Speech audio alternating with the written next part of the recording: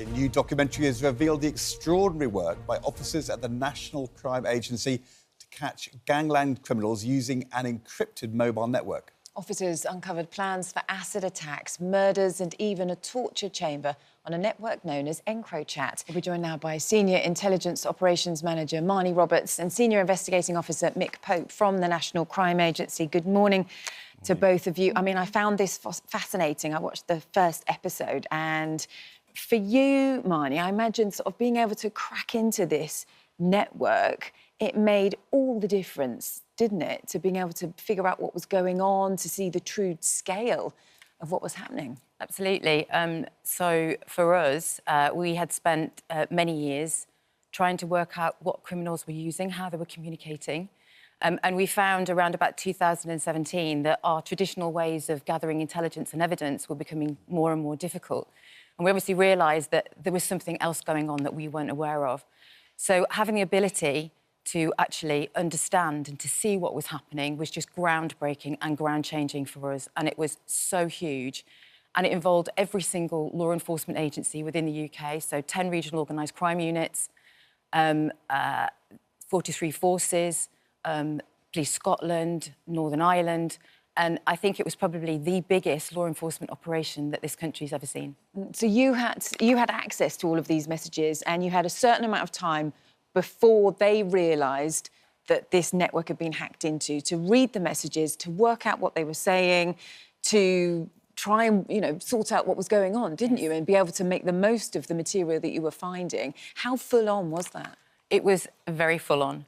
So we had around 74 days of... Although you didn't know it was 74 days. I think every day that could have been the last day. You're absolutely right. We didn't know. So it could have been 5 minutes, it could have been a week, it could have been, however, 74 days. So you were expecting time to run out at any moment? We did, and that actually brought the stakes up higher and higher. We had our information was coming in 24 hours after the event, so it was like watching our own film.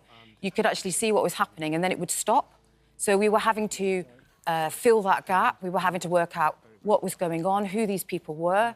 It's an anonymous platform. So we were using everything we could to try and work out who these people were. So what was happening? What were they sending? What were they saying? What did the inside of the houses look like? What were their tattoos? Trying to enhance their fingerprints so we could actually understand who these people were. Because if we didn't know who they were, the material was useless. Yeah. Mick, you were after a criminal who's now in prison, but at the time when you were targeting him with the information from Marni, I mean, he was still at large. He was at large. And the initial bit with Mr Rothwell was the fact of he wasn't in the UK. We eventually worked out. And trying to work out where he was initially was a hard part. He wasn't known as Mr Rothwell, was he? No, he wasn't. He was known as Livelong. Livelong, that was his handle. That was his handle, because this system worked on this anonymity, so you would have a handle name, and that would what you would be known on as a platform. What were you finding out about what he was up to? Violence, drugs, dealing in firearms, a dangerous individual who, at the time, when we initially started this operation for the agency, was one of the primary concerns for us as a law enforcement community because of the amount of criminality he was involved in. So what's very striking when in the documentary is how, I mean, actually, it's quite reckless. These criminals say and do very openly that they believe that in the encryption that it's private, and they give away a lot of information. They do, and that ultimately led to how we found out where he was and how we brought him back to the UK. That was ultimately that safety net, if you want to call it that, was he felt safe on that platform, which ultimately was his downfall in terms of giving us that information as to working out where he was. So it was a selfie, wasn't it, that he took and posted? Was that kind of the key to then you thought, right, you know who he was? As you'll see in the documentary, it was a photograph, and we were able to work out from that photograph pretty much where he was based on, you know, identifiable features within that photograph.